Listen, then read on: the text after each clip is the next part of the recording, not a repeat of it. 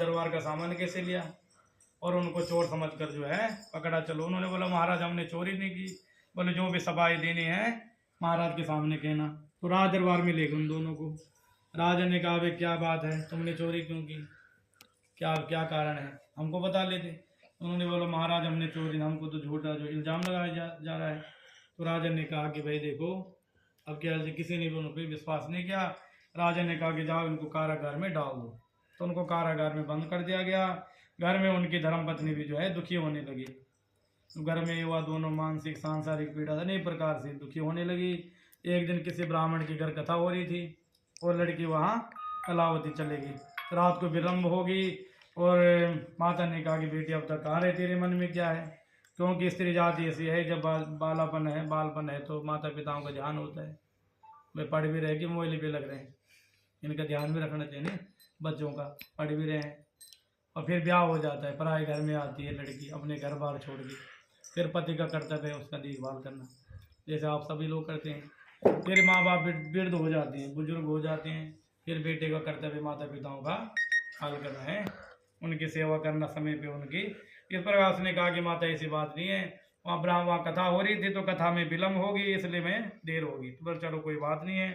तो कथा की बात सुनकर जो है उनके मन में श्रद्धा उत्पन्न होगी। तो उन दोनों माँ बेटी ने जो है बड़ी श्रद्धा के साथ भगवान का पूजन किया और बड़ी श्रद्धा से भगवान को अर्प पत्र पुष्पम, भगवान से प्रार्थना की प्रभु हमने जो ये पत्र पुष्प आदि आपको अर्पण किए हैं, आप इससे प्रसन्न हो जाए और हमारे श्रीमान जी जो है शीघ्र जो है घर आ जाए। तो भगवान बड़े श्रद्धा के भूखे होते हैं, भगवान प्रसन्न हो गए। चंद्रकेतु को भगवान ने स्वप्न दिखा दिया। भगवान ने कहा जो तुमने जो कैदी बंद कर रखे वह निर्दोष है, उनको छोड़ दो।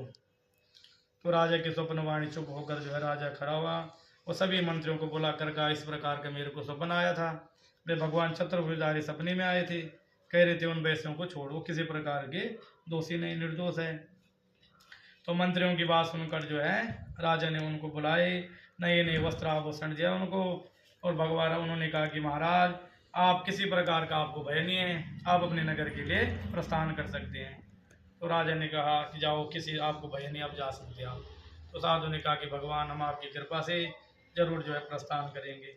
मंगलाचरण करके उन्होंने यात्रा आरंभ की। बोले विष्णु भगवान की, श्रीमन्नारायण नारायण नारायण श्रीमन्नारायण नारायण। कृष्णाय वासुदेवाय हरये परमात्मने प्रणते कलेशनाशाय गोविंदाय नमो नमः। पद्म पुराण के अंतर्गत कथा है। तीर्थ पुरुष भगवान के चरणों में आगे